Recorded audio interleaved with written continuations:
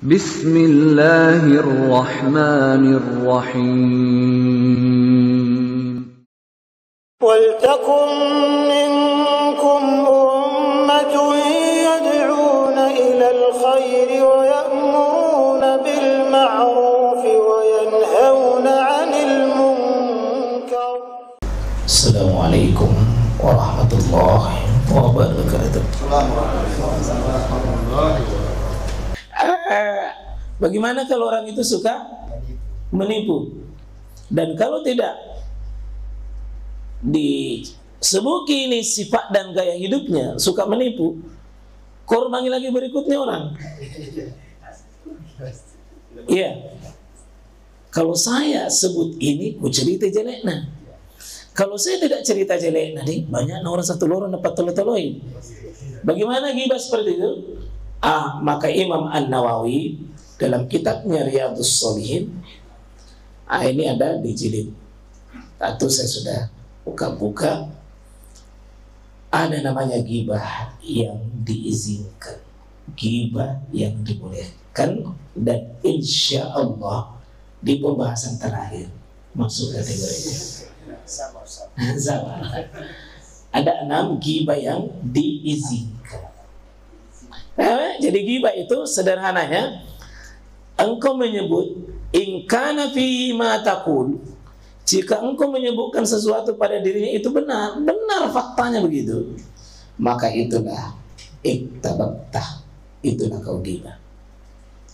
Wa illam yakun fi, kalau memang tidak benar keberadaannya begitu baru kau cerita, faqad bahatta, sungguh kau sudah memfitnah dia. Jadi jelas Ibu? Kalau begini Ustaz, umpama satu perusahaan, kita ada aturan di dalam, terus dia tidak ikut aturan, kita sampaikan sama dia yang tidak ikut aturan, dia marah, karena dia bilang bukan kau yang gaji saya. Ya. Baik. Terima kasih. Ini ada golongan yang ketiga, Pak. Ya. Golongan pertama, kalau saya bicarakan benar, ya, saya bicarakan benar, tidak ada orangnya, maka yang saya bicarakan pada dia tidak suka, namanya apa tadi? Ghibah. Kalau saya ceritakan dia tapi dia tidak begitu, apa namanya? Sekarang saya ketemu langsung orangnya. Saya ketemu langsung dengan orangnya, saya sampaikan yang sebenarnya tapi kejelekan. Masuk kategori apa itu? Misalnya ada seseorang teman ikhwah, kan kalau cerita jeleknya berarti ghibah. Kalau tidak begitu berarti fitnah. Sekarang begitu memang, tapi langsung kasih tahu di depannya. Apa namanya itu? Misalnya di sebuah perusahaan, kita tidak suka orangnya, karena dia tidak ikuti peraturan yang dikasih tahu langsung. Apa namanya? Tolong namanya itu. Apa namanya? Jika niat tak benar dengan cara yang benar, maka nasihat namanya. Jika niat tak salah, ingin bikin jengkel, marah, dengki, tapi dikasih tahu di depannya. Kita punya niat supaya orang lain lihat. Apa namanya? Namimah. Kalau dikasih tahu langsung, namimah yang bikin jengkel dia. Niat tak salah. Kalau diceritakan tidak ada di depan, tak, untuk dia jelek, ghibah namanya. Diceritakan salah, tidak sepertinya, fitnah namanya. Jadi ada sedikit perbedaan antara ghibah dengan namimah. Kalau seperti itu dibiarkan saja seperti mana? Nanti ada solusinya. Ya. Dia ada solusinya. Jelas Pak? Jelas kira-kira? Ya. Sudah masuk kira-kira dipaham kira-kira mana ghibah itu? Ya. Baik, kalau begitu kita masuk. Ini hadis yang menjadi bacaan para ulama, sehingga ulama pakai pakai definisi beragam begini. Al-Hafiz Ibnu Hajar Al-Asqalani, seorang ulama besar di bidang hadis yang karyanya sangat besar sekali, terutama syarah Al-Bukhari, kitabnya, kitab Fathul Bari, kitab paling termahal. Beliau mengatakan begini, beliau kutip pendapatnya Asy-Syaikh Ar-Raghib, itu ada juga kitabnya 2 jilid. Dalam Al-Mufrad mengatakan ghibah itu menceritakan aib seseorang pada orang lain yang tidak memerlukan cerita itu. Tidak ada. Dicerita tapi tidak ada kebutuhannya. Kecuali kebutuhan bikin jengkel orang diceritakan. Tidak ada kebutuhannya, Pak. Ya diajak bawan atau bawi. Kalau tidak penting, tidak butuh. Butuh yang dimaksud di sini butuh dalam syariat. Jangan makin sebut. Karena itu ada orang, Pak, kalau menceritakan yang tidak dibutuhkan, semangat luar biasa. Terutama yang tidak dibutuhkan dan tidak teratur dan sedikit menyerempet, tiap aja. Tidak mau berhenti. Panjang dan lama, semakin panas semakin asyik. Tapi disuruh saja protokol. Susah. Kenapa susah protokol, Pak? Karena teratur ke kata-kata. Kenapa kalau bicara salah gampang? Karena tidak perlu diatur. Biar salah.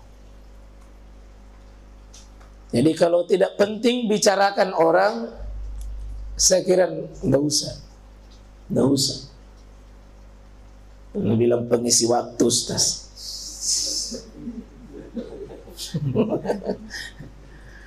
Itu Al-Hafiz Ibnu Hajar ceritakan aib orang, tapi tidak dibutuhkan.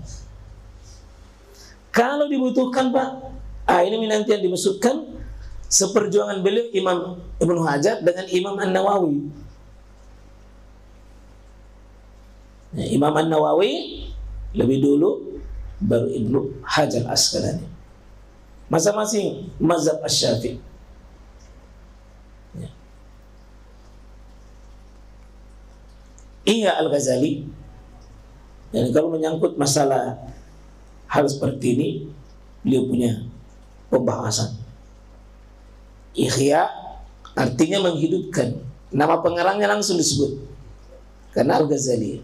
Sebenarnya kitab aslinya Ihya'u Ulumuddin, menghidupkan agama. Menghidupkan agama. Beliau mengatakan ghibah adalah bila engkau menceritakan sesuatu tentang saudaramu yang tidak menyukainya bila engkau menyampaikan cerita kepada. Persis hadis yang diambil tadi. Persis hadis, persis ucapannya Nabi. Kalau Ibnu Athir dalam kitabnya An-Nihaya, ghibah adalah engkau menceritakan keburukan orang lain tanpa sepengetahuan orang tersebut, walaupun keburukan itu benar-benar pada dirinya. Seperti juga jawaban Nabi tentang para sahabat. Jadi jawaban Nabi tentang sahabat digabung oleh Ibnu Athir ini. Digabung. Benar-benar ada pada dirinya. Tapi aib. Tapi dia aib. Atau keburukan. Betul-betul ada. Nah, Imam An-Nawawi, kitab yang paling terkenalnya adalah kitab Al-Azkar yang memuat tentang zikir-zikir. Ya, ada satu kitab tebal sekali yang lebih 500 halaman. Kitabnya Al-Azkar. Beliau akan menceritakan keadaan seseorang yang dia tidak sukai. Ini yang penting dicermati. Kita cermati baik-baik. Diceritakan keadaannya orang.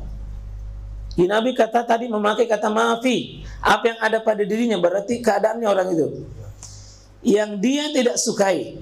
Mayakrah, apa yang dia tidak sukai. Yang tidak disukai ini diperjelas oleh Imam An-Nawawi. Baik keadaan jasmaninya, tubuhnya. kita ceritakan keadaan tubuhnya yang dia tidak suka.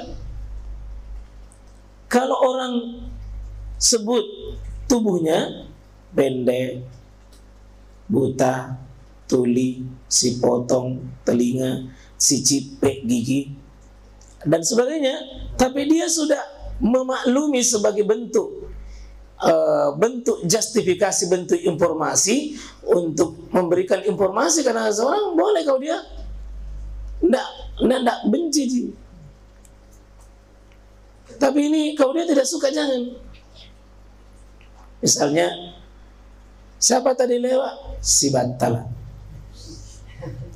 Tanya dirinya, apakah dia suka dengan gelaran itu? Siapa tadi lewat? Si Ponya. Apakah dia suka? Si pendek, si tolol, atau yang apa? Siapa tadi? Oh, si buta tadi lewat. Nah sekarang kalau si butanya menjadi sudah gelar umum dan orang yang diberi sandangan itu tidak marah, boleh disebut. Boleh disebut. Tapi kalau dia marah, jangan.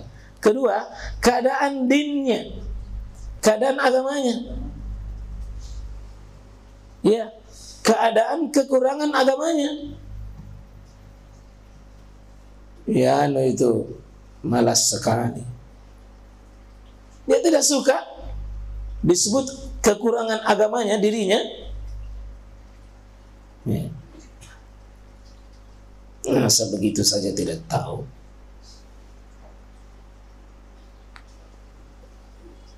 Disebut dia malu dan dia tidak tahu, itu ghibah. Keduniaannya, disebut kejelekannya di belakang, masalah rumahnya, masalah mobilnya, masalah pakaiannya, masalah pekerjaannya, jangan sebut. Kalau dia tidak suka, semilai kodok pekerjaannya ya, aduh begini. Kalau dia tidak suka, jangan sebut. Dirinya, apapun yang menyangkut tentang dirinya,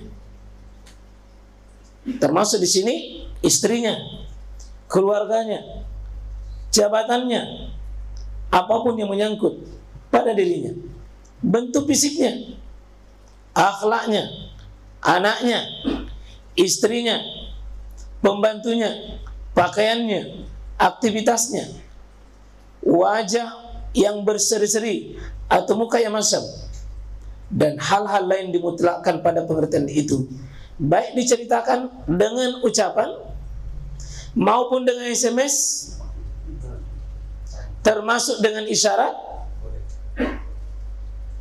Biasa kan pakai orang isyarat apa ya? Dengan kedipan mata. Kedipan mata itu bisa ghibah. Misalnya orang cerita di situ baru kita cerita. Ghibah itu.